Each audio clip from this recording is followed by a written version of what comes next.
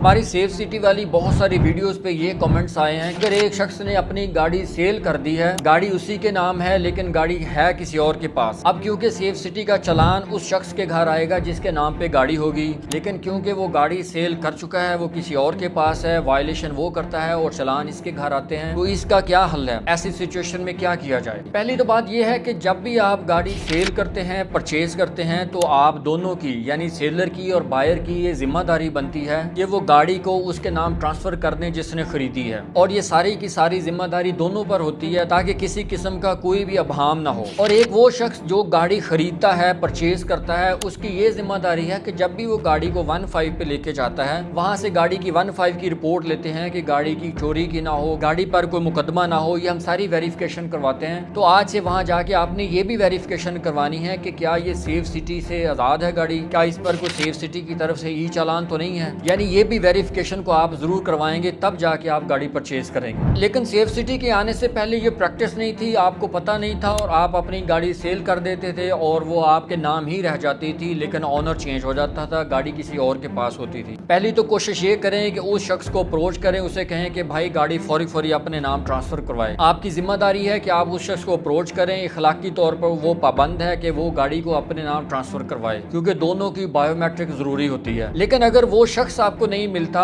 یا وہ شخص ٹال مٹول سے کام لیتا ہے اور گاڑی کو اپنے نام رجسٹر نہیں کرواتا، تو آپ کو کیا کرنا چاہیے؟ ایک بات ذہن میں رکھیں کہ چالان جمع کرانے کی ذمہ داری اسی شخص کی ہوگی جس کے نام پر گاڑی ہے، لیکن آپ کے پاس ایک لمیٹڈ سی آپشن ہے جہاں سے آپ کو تھوڑی سی فیور مل سکتی ہے۔ آپ اپنے پولیس اسٹیشن جائیں گے، پولیس اسٹیشن میں ایک اپلیکیشن دیں گے کہ میں نے فلاں تاریخ کو یہ گاڑی جس کا یہ نمبر ہے، یہ کلر ہے، یہ چیسس نمبر ہے، یہ انجن نمبر ہے، میں نے فلاں شخص کو فلاں ڈیٹ پر فروخت کر دی تھی، لیکن اس وقت غلطی سے میں اس کے نام ٹرانسفر نہیں کر سکا، اب سیف سٹی کے ای چالان میرے گھر آ رہے ہیں کیونکہ میں وائلیشن نہیں کر رہا، میں اس کا پے کرنے کا پابند نہیں ہوں، برائے مہربانی اس معاملے میں جو بھی قانونی آپشنز ہیں اس پر کارروائی کی جائے۔ اب متعلقہ ایس ایچ او ہر طرح سے ویریفائی کرنے کے بعد کہ واقعی آپ نے گاڑی فلاں شخص کو سیل کی ہے یا نہیں کی، جب تک وہ ویریفائی نہیں کرتا، جو کہ آپ کی ہی ذمہ داری ہے، آپ ویریفائی کر کے دیں گے، آپ ہی ثبوت پیش کریں گے کہ آپ نے وہ گاڑی سیل کر دی ہے، تو اس پر وہ ایس ایچ او رپورٹ درج کرے گا۔ لیکن اگر آپ اس گاڑی کو سیل کرنے کا ثبوت پیش نہیں کر سکے تو ایس ایچ او آپ کی رپورٹ درج کرنے کا پابند نہیں ہے، اور اگر آپ ثابت کرنے میں کامیاب ہو جاتے ہیں کہ آپ اپنی گاڑی سیل کر چکے تھے،